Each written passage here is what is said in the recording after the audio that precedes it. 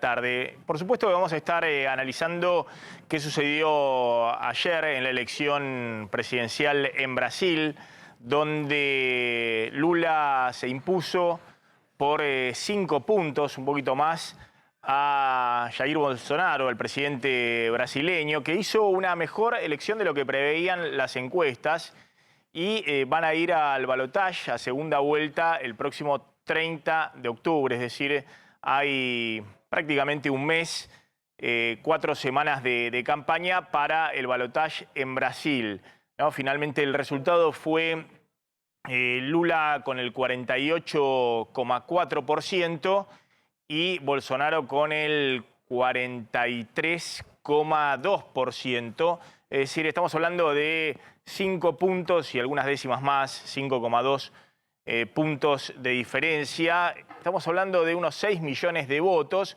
Uno tiene la impresión de que no habría demasiado margen para que en la segunda vuelta eso se dé vuelta, pero atención porque hay mucha expectativa y de hecho hoy los mercados financieros están reaccionando favorablemente en Brasil por la elección que hizo Bolsonaro, ¿no? Que ha consolidado evidentemente su caudal político en todo Brasil y también ha generado algo inusual, ¿no? Que es en estas polarizaciones muy fuertes un presidente que tiene todas las de perder porque ha atravesado una pandemia, la disparada del año pasado de la inflación, toda una situación muy complicada también desde el punto de vista económico. Si bien venimos contando, ojo que Brasil está bajando fuerte la inflación los últimos 3 meses y se está recuperando, bueno, aún así ha hecho una elección que todos los analistas consideraban que no estaba dentro de los papeles. Ya nos vamos a meter con ese tema y también vamos a contar qué está pasando en la Argentina. Atención que hay nuevos datos sobre la aceleración inflacionaria, lo que ha sucedido y anticipamos el otro día en septiembre, que está despertando todas las alarmas en el gobierno. ¿Qué van a hacer finalmente con los dólares? Vamos a dar los números del dólar soja, cuánto finalmente quedaron en las reservas del Banco Central, cuánto se liquidó. Máximo Kirchner diciendo que el dólar soja es producto de que las cerealeras pusieron de rodillas al gobierno. Vamos a ver por qué sale Máximo Kirchner cuando el gobierno está de alguna manera festejando que pudo hacer pie con una acumulación importante, 5.000 millones de dólares en las reservas del Banco Central. ¿Qué puede pasar con el dólar Qatar? Bueno, ya nos vamos a meter con todos esos temas. Florencia, bueno, la elección ayer en Brasil, una elección que finalmente fue pacífica, había mucho temor respecto a una polarización que significase actos de violencia y Lula que no pudo festejar del todo, ¿no? Que finalmente, como decían las encuestas, ganó la primera vuelta, salió primero, pero no llegó al 50% de los votos y no logra ganar en primera vuelta y tiene que ir a un balotaje que siempre significa riesgos. Así todo se lo vio un poquito más relajado en la conferencia posterior, a diferencia de Jair Bolsonaro, que como vos decías, hizo una mucho mejor elección de lo que estaba esperándose en las encuestas, que en realidad las que tenía él no estaban tan lejos de lo que finalmente dio, pero aparece esto de lo que sí se hablaba en las encuestas, de la posibilidad del voto vergüenza, es decir, de aquellos que votaban a Bolsonaro y no lo terminaban de blanquear. Con casi 2 millones de votos, 1.800.000, Lula, si obtiene todos los que ya obtuvo, podría llegar a ese 50+1 que se necesita también en el balotaje. Recordemos que el balotaje va a ser el 30 de octubre. Y un poco lo que se van a disputar es los votos de Simón Tebet, que son más o menos 4 puntos, casi 5 millones de votos, la candidata del Movimiento Democrático, que es de centro-derecha, y los votos de Ciro Gómez, que sacó el 3%, candidato de centro-izquierda, es decir, un poquito más de 3,5 millones de votos, que hay que esperar a ver qué es lo que dicen. No siempre lo que dicen los candidatos es después a dónde van sus votantes, pero hay que ver también a dónde deciden pronunciarse ellos a favor de cuál de los dos. Lo sumo a Gustavo Marangoni y lo tengo a Eduardo Zinkowski, analista político ahí en San Pablo. Gustavo, bueno, ¿cómo viste la elección ayer, la elección de Lula? ¿Está definida la elección? Una muy buena elección de Bolsonaro, además desde el punto de vista legislativo. Atención que consolida también un poder importante, ya sea en la Cámara de Diputados, de Senadores, como también de gobernaciones. Creo que ha ganado 13 o 14 gobernaciones. Mira, la verdad que se ha consolidado mucho en el Parlamento. El presidente Bolsonaro tiene más o menos, está 50, 25 y 25. 25 lo que sería la fina Lula, 25 el Centrao y 50, estoy redondeando los números, ¿no? Lo que serían el Partido Liberal de Bolsonaro y los aliados. Y en el Senado es un poquito mejor inclusive. Me meto un poco en tu terreno para hacer una lectura distinta a lo mejor a la que hicieron muchos. En los días previos se hablaba mucho entre el techo fiscal que plantea, digamos, el sector económico que dice, che, no perdamos el techo fiscal, Bolsonaro, y Lula diciendo el piso social. Tengo la impresión de que para consagrar esta suerte de penal casi sin arquero que tendría eventualmente en una segunda vuelta Bolsonaro, Lula, todo indica que sigue siendo el favorito, va a tener que igual hacer algún gesto y giro al centro para hablar un poco más del techo fiscal, ni no digo un poco menos, pero a enfatizar menos en el piso social. La pregunta, al menos que yo me hago, y seguramente otros van a poder responder mejor, es ¿qué intentará Bolsonaro? Si uno lee el tuit de esta mañana, lo ve como acelerando, ¿no? Por un lado, obviamente, dice las encuestas, todo eso, pero salgamos de eso. Dice, esto no ha terminado. Yo digo, da la impresión de que más que giro al centro, Bolsonaro puede llegar a redoblar la apuesta. Hay una declaración de Bolsonaro, que obviamente es la declaración que hizo Carrera después de conocerse los comicios en el día de ayer, donde dijo que tenía una gran preocupación porque Brasil fuese al camino de la Argentina, de Chile. Venezuela o de Colombia. Y Chile no. De Colombia también, de Colombia. Petro está hablando y obviamente de Venezuela por Maduro. Puso todo en una misma bolsa, digamos. La Argentina, Venezuela y Colombia. Y Chile con Boric. Está ese corte. A ver, veámoslo. Me preocupa é o Brasil perder a sua liberdade, o Brasil caminhar com a esquerda nos caminhos da Venezuela, da Argentina, né, da Colômbia e também lá do Chile, tá? E Nicarágua. Essa é a preocupação, tá? Onde a primeira vítima é a liberdade de um povo. Bueno, ese era Bolsonaro. Por otro lado, Lula, anoche, agradece el triunfo, también con cierta cautela. A ver, veámoslo.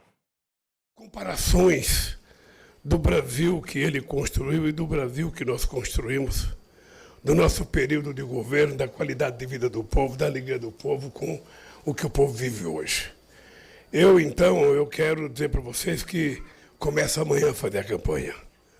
Eu tinha pensado, se eu ganhasse no primeiro turno, eu ia tirar uns 3 dias, fazer uma pequena lua de mel. Mas é o seguinte, vai esperar para o dia 30 de outubro. Como eu faço aniversário dia 27 de outubro, Ahí estaba Lula, para todos los que entienden portugués estaba Lula. Está Eduardo Sinkowski en San Pablo. Eduardo, ¿qué tal? ¿Cómo estás? ¿Qué tal? Buenas tardes, Maxi, y a todos los oyentes. Bueno, ¿qué queda después de la elección de ayer? Mira, primero que Lula hizo una excelente elección, estuvo a 1,57 de ser elegido. Me parece que hoy se habla en todos los diarios de todo el mundo de la excelente elección de Bolsonaro, pero digo, me parece que no hay que dejar de destacar que estuvo muy cerca y hizo la mejor elección en primera vuelta desde que se postula. Ahora, en términos de Bolsonaro, claramente, como ustedes ya lo dijeron, se esperaba una distancia mucho mayor y el bolsonarismo, que parecía que era una nube que pasaba en el 2018, se consolida, sedimenta. Hoy en día el conservadurismo en Brasil echó raíces muy fuertes. Esa probablemente es la principal lectura política que hay hoy con el día después. Pensá que hoy que Bolsonaro elige el ministro, ¿te acordás, Maxi, cuando hablábamos de la época de la pandemia? El ministro Pazuello, el famoso ministro aquel de los escándalos, de Manaus, de los cilindros y tal, fue electo ayer diputado en Río de Janeiro. La ministra de Ciudadanía, la ministra de Derechos Humanos, fue electa en Brasil, en el Distrito Federal. Entonces, buena parte del bolsonarismo, de la extrema derecha, gana cuerpo, es validada en las elecciones de ayer. Esa es probablemente la noticia más fuerte que hay hoy en día. Yo sigo pensando que Lula sigue siendo favorito y le falta muy poco para ganar en segunda vuelta. el discurso de ayer fue bueno luego de terminar, y también fue buena la reacción de Bolsonaro, ese audio que tú pasaste recién. Él dice, yo creo que hay una voluntad de cambio, y yo creo que hay que mostrar que el cambio al que está yendo la gente es para peor. Dice, yo creo que hay que mostrar que está para peor. Digo, se pone en un lugar en el cual trata de seducir un electorado que hoy no lo vota. Pensemos que Bolsonaro sigue teniendo el 52% de rechazo. Con esos índices le cuesta llegar a tener el 50+1 de los votos. Entonces hoy, nada, se vienen 4 semanas movidas en Brasil con una segunda vuelta mucho más cabeza a cabeza de lo que se imaginaba el sábado. Eduardo, hoy hay una reacción positiva de los mercados en Brasil, se fortalece el real, suben las acciones con la interpretación de que, bueno, Lula gana y muy probablemente sea el próximo presidente. Pero va a estar, digamos, de alguna manera muy delimitado su gobierno, más allá de que me parece que Lula también ha dado señales que quiere ir por la avenida del centro, ¿no? Porque su vicepresidente, su candidato a vicepresidente, tengo entendido que es alguien de centro derecha, que el establishment quiere que sea su ministro de Economía, que claramente no va a ser ni siquiera un Guzmán, digamos. Va a ser alguien que va a seguir en una línea si se quiere, muy prudente desde el punto de vista de la política económica. Pero es un poco así, digamos, vos ves que hay ahí un equilibrio entre Lula y Bolsonaro. Y por otro lado, la respuesta de Bolsonaro que vos decías, el temor de que pateara el tablero, eso no está apareciendo, por lo menos por ahora. No, de hecho la respuesta, ayer se especulaba mucho acá en Brasil qué pasaba si Bolsonaro ganaba, si Lula ganaba 50.1. Claro. 50.2. ¿Qué pasaba si Bolsonaro reconoce esos votos? Sí, de hecho Lula giró al centro y va a seguir girando más al centro. La semana pasada Maxi Lula ahí tuvo un almuerzo, una cena con lo que se llama los capitanes de la industria, y le dice, yo puedo decirle a ustedes media docena de palabras que a ustedes les van a gustar. Pero en realidad lo que tenemos que tener es un diálogo sin hipocresía, y ustedes me tienen que decir qué tenemos que hacer para gobernar y para sacar este país de donde estamos. Yo no tengo duda que Lula va a ser un liberal de izquierda. Al fin del día, Lula es un liberal de izquierda, es un pragmático. ¿Te acordás que el primer presidente del Banco Central de Lula fue Enrique Mireles, que era el director del Bank Boston? ¿Correcto? Entonces, al fin del día, yo creo que este fantasma que Bolsonaro agita sobre, bueno, van a lo peor y van a ser Venezuela, y le ponen a Argentina estigmatizándola como si fuese el contraejemplo, yo creo que está muy lejos de lo que Lula va a hacer en términos económicos. Sí es verdad que Lula tiene que dialogar mejor con estos sectores conservadores, porque Brasil giró a la derecha, eso está clarísimo. Como Brasil gira a la derecha, probablemente Lula precisa en esta segunda vuelta dar algunas señales más claras. El colega decía sobre el techo fiscal, bueno, este gobierno ya lo rompió el techo fiscal. Eso que al mercado le encanta, lo rompió 2 veces y siguió. Entonces ya hoy nadie habla mucho más del techo fiscal porque viró casi un chascarrillo acá. Digo, el techo fiscal es un nombre lindo, pero en realidad ya no lo respetó ni el propio gobierno ni el ultraliberal del ministro actual. Entonces yo te diría que se espera un gobierno más parecido. Sí. Te pregunto, el establishment económico, ¿no? El establishment mediático, que es parte del establishment económico, también las grandes cadenas de televisión y de medios de Brasil son parte del poder económico, como acá también en la Argentina, pero mucho más en Brasil, digamos, son mucho más importantes.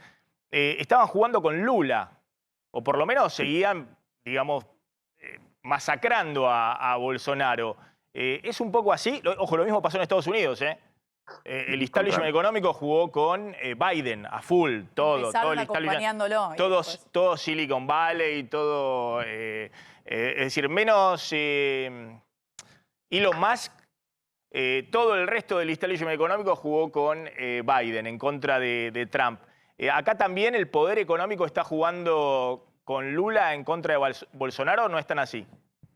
Yo diría que el poder económico de empresas está dividido. Saben que Lula está condicionado, como bien tú decías, tanto por la historia de lo que ya le hizo, cuanto por la Cámara de Diputados que va a tener, que va a ser una Cámara bastante hostil, y que lo va a obligar a negociar, a sacar el mejor Lula articulador político que ya se dio. En términos de los medios, sí, te diría que la mayor parte de los medios juega a favor de Lula, o básicamente juega en contra de Bolsonaro. Solo te diría que hay un medio solo que está muy radicalizado, que juega con Bolsonaro. El resto, tímidamente o de manera más abierta, está a favor, yo te diría de Lula, está a favor de una de una normalización de la situación social en Brasil, de una normalización de las relaciones internacionales, de alguna previsibilidad en cuanto a algunos dislates que se convirtió el día a día de Brasil en los últimos tiempos. Pero sí, diría que juega a favor de Lula. Si me apretaste, diría que sí. A ver, lo sumo a Gustavo Marangoni. Gustavo, vos decías, ¿hay alguna chance desde el punto de vista matemático? Uno dice, bueno, si no aparecen votos que no hayan, gente que no haya ido a votar, y vos me decías que votó ya el 80% en esta primera vuelta, es elevadísimo.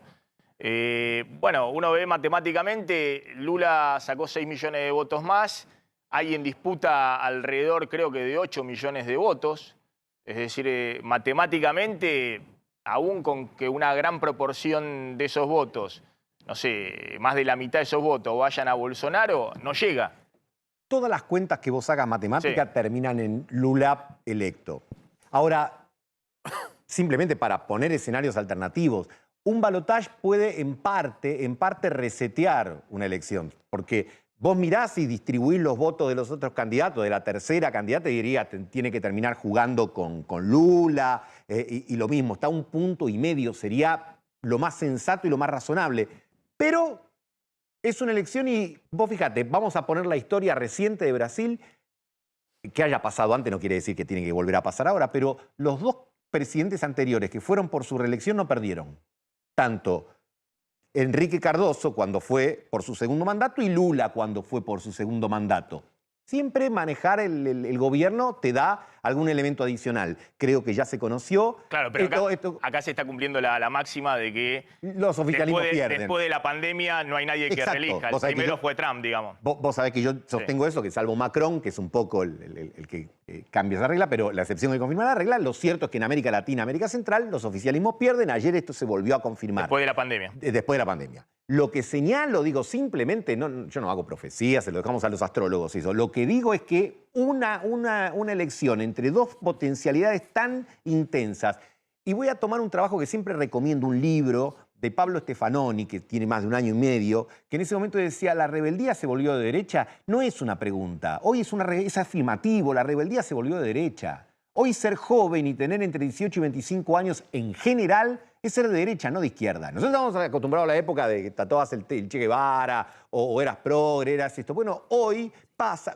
a ver, a uno desde nuestra cultura política... ¿Es de rebeldía o es de enojo contra el sistema? Bueno, exactamente. Hay muchos tipos de rebeldías, está bien que hagas la aclaración porque... Hay rebeldía, pero es enojo, a la falta de resultados del sistema. Exacto, y que se traduce con criticar lo que ya sabemos. A ver, un presidente que hablaba de que el país tenía que dejar de ser un país marica frente a la gripecinia, vos lo mirás con la mentalidad, por lo menos voy a hablar por mí, y decís, bueno, ya está, quedó afuera de cualquier competencia. No, sacó el 44% de los votos. A ver, Eduardo, un poquito de esto, ¿qué se habla hoy en los principales medios? A ver si la podemos sumar a Marta Bruno desde Río de Janeiro también. ¿Qué se habla en los principales medios brasileños de cómo puede darse esta segunda vuelta? Si bien, obviamente, me imagino que nadie está en este momento reivindicando las encuestas, ¿no? que han, en su gran mayoría, han fallado bastante. ¿Pero qué se habla hoy en los medios respecto a las proyecciones para la segunda vuelta? Todavía no hay, las proyecciones que tenemos son del sábado y le daban a Lula 54-38. En realidad las encuestas le erraron con Bolsonaro, con Lula acertaron prácticamente en el mismo dato que daban el sábado. Sobre los dos candidatos que salieron en tercer y cuarto lugar, Simone Tebet ayer dijo, cuando presente y reconoce los datos, dice... Yo ya tengo mi candidato elegido y dice, voy a esperar 48 horas para que mi coalición diga por quién vota. No lo dice, pero se va a manifestar pro Lula. Claramente todo el arco político dice que se manifiesta pro Lula. Lo mismo Ciro, que se mostró muy virulento, sobre todo en la última semana, los últimos 15 días de campaña contra Lula, ayer dijo, estamos en un momento único que nunca vivencié esto en el país y voy a reflexionar, me tomo unos días para decir, y probablemente también se está especulando que se manifiesta a favor de Lula. Lo que no quiere decir, como bien decía la colega antes que yo entré, que los electores vayan que automáticamente sus electores se trasladen en votos a Lula. Pero mismo que vaya mitad y mitad, que era el cálculo que hacía Gustavo, del mismo modo Lula sale electo. Acá tendría que pasar un vendaval para que Lula no gane.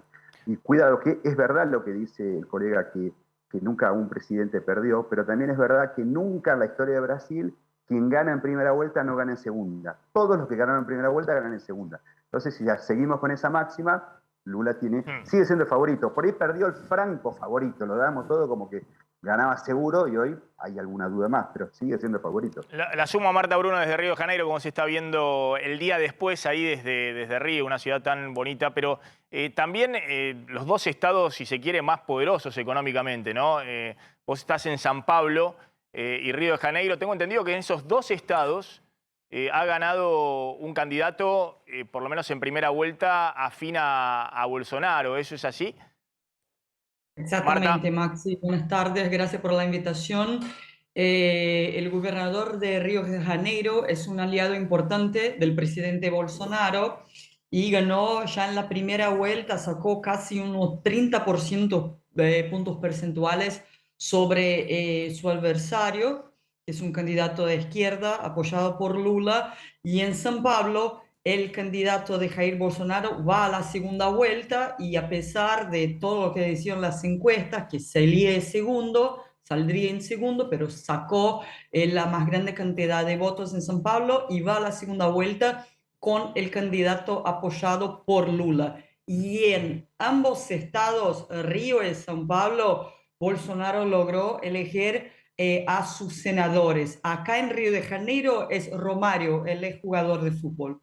Ah, mirá vos. Y también Neymar se había manifestado a favor de Bolsonaro, ¿no? Ahí toda una movida. Bolsonaro, claro, también el ex juez Moro también ha sido electo senador y ha ganado en su estado. Sergio Moro, ex ministro de Justicia y Seguridad de Jair Bolsonaro, el juez responsable por detener el expresidente Lula, es senador de la República, fue electo por el estado de Paraná. Y en el Distrito Federal, capital del país, una ex ministra de Jair Bolsonaro, Damares Alves, pastor evangelista, que dijo que los chicos tienen que salir vestidos de azul y las chicas de rosa, también es senadora de la República. El presidente Bolsonaro tiene muchos aliados en el Congreso Nacional, tanto en el Senado como en diputados también. Y su partido tiene la mayor cantidad de diputados en la Cámara. Claudio. La pregunta para Eduardo es, la economía que en los últimos 2 meses marcó una desaceleración de la inflación, ¿fue importante para este resultado, para este ascenso de Bolsonaro? Uno creería que sí, la realidad es que la economía venía definiendo la elección y nosotros tenemos una inflación, si la analizamos, que llega casi al 15%. La miramos, a pesar que los últimos 2 y 3 meses estamos entrando en deflación. El primer trimestre creció el 1.0 y el segundo trimestre el 1.1. Y bajaron los combustibles, como ustedes bien lo saben, a partir de agosto. Entonces la especulación que había era cuánto de esa transferencia de recursos y cuánto de esta mejoría de la economía se podía traducir a los votos. En realidad la economía que venía pautando la elección le venía dando la palabra a Lula, que venía diciendo tiene que cambiar, tenemos que ir para un escenario de mudanza porque la gente no consigue comprar arroz y feijão, que son los alimentos básicos que componen la canasta básica.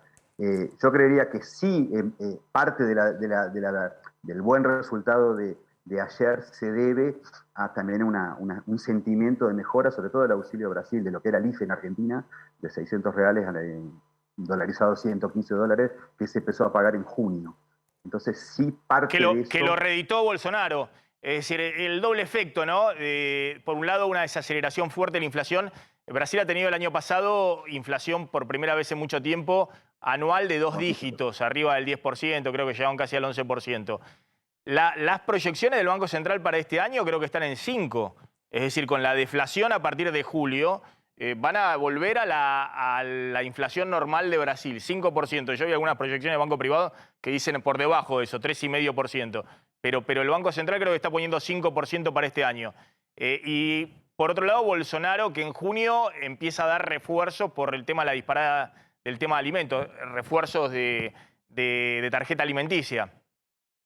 Correcto, y también que la semana pasada el Banco Central bajó la tasa de interés anualizada del 13,75 la frenó, que creo que fue uno de los pocos bancos centrales en el mundo que frena. Entonces son todos indicadores macroeconómicos de una lenta recuperación económica. El tema es que esa recuperación económica, se decía, no le llegaba a las clases más bajas, a las clases menos beneficiadas.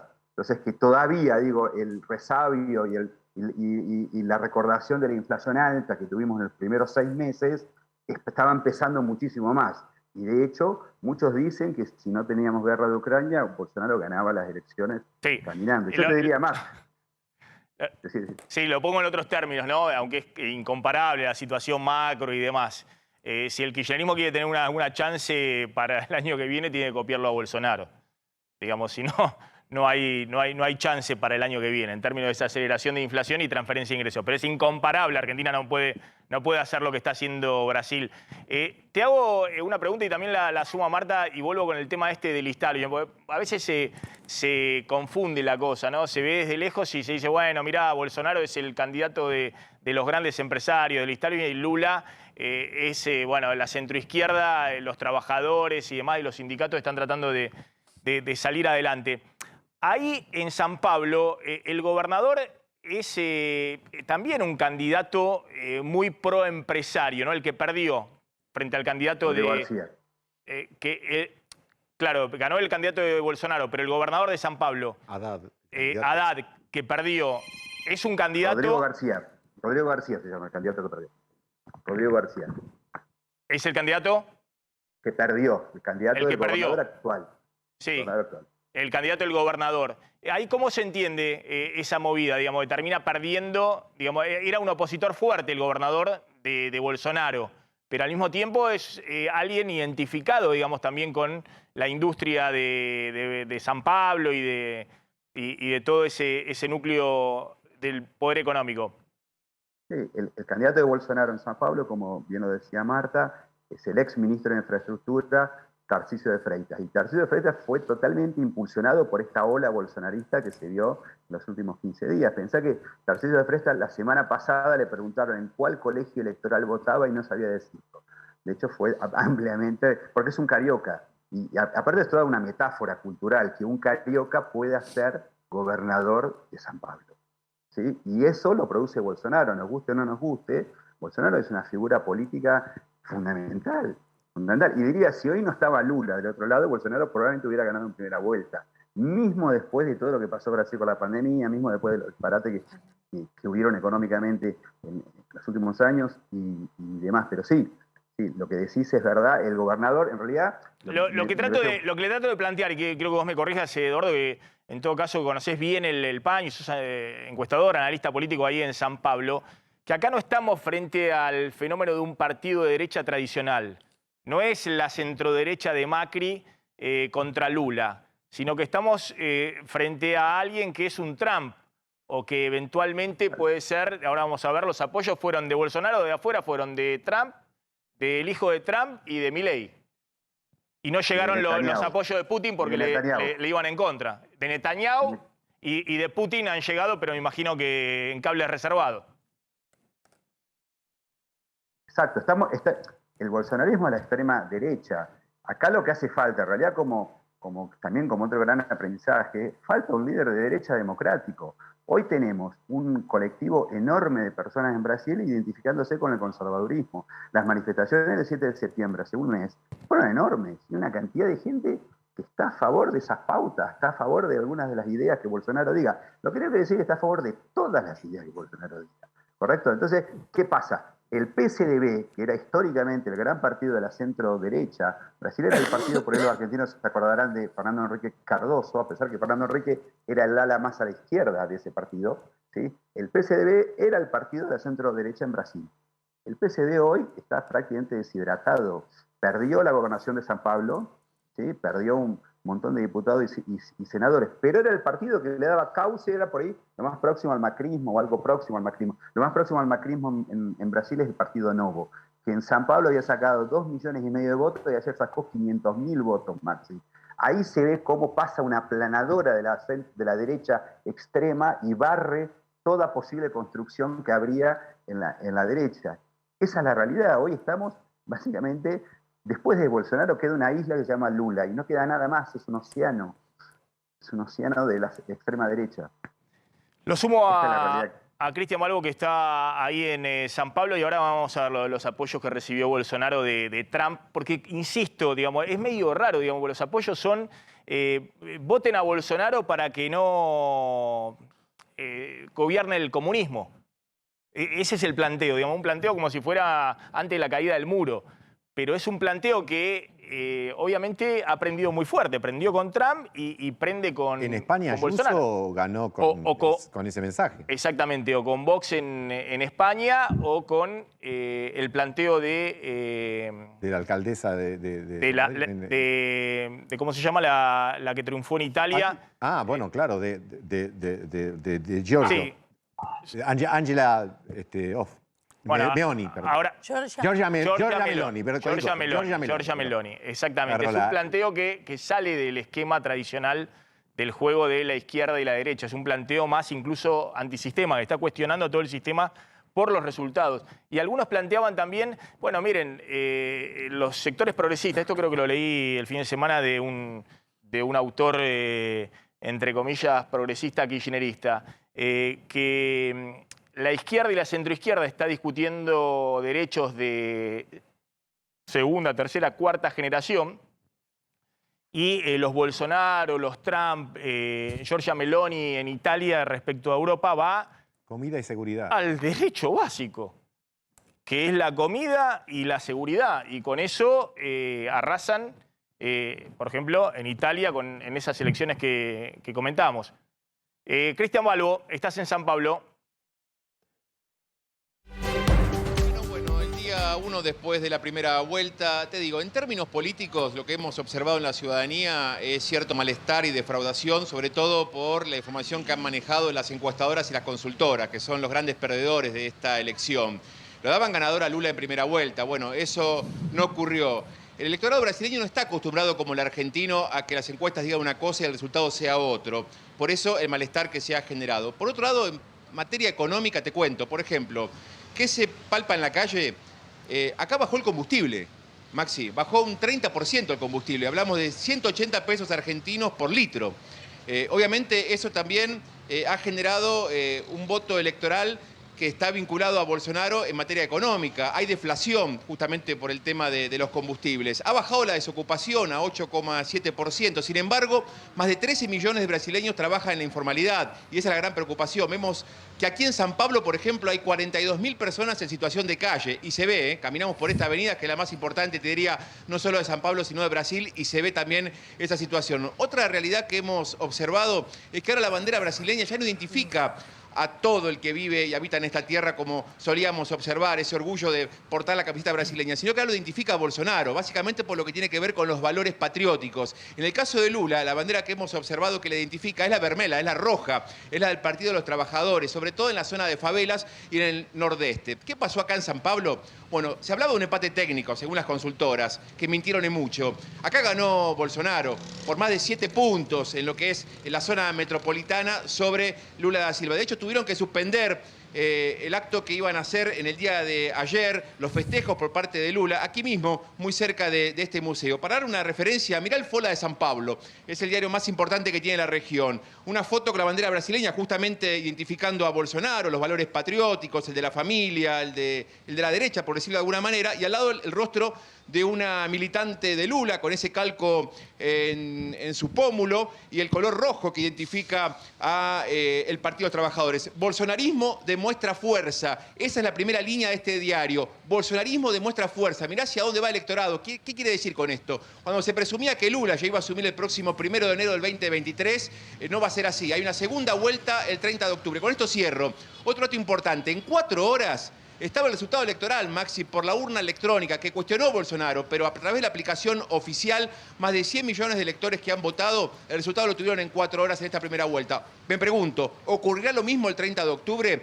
¿Funcionará este sistema que tuvo inclusive a hackers que no pudieron ni violar este modelo, inteligencia artificial. La urna electrónica hace más de 25 años que funciona en Brasil, Maxi, demostrando un sistema democrático óptimo en este sentido, donde el brasileño no cree que pueda existir fraude. Veremos lo que ocurre el 30 de octubre. Hay dos candidatos que sacaron el 7% también, Tevez y Ciro. ¿A dónde van a ir ese 7% de votos? ¿A Bolsonaro o a Lula da Silva? Y ahí cerré.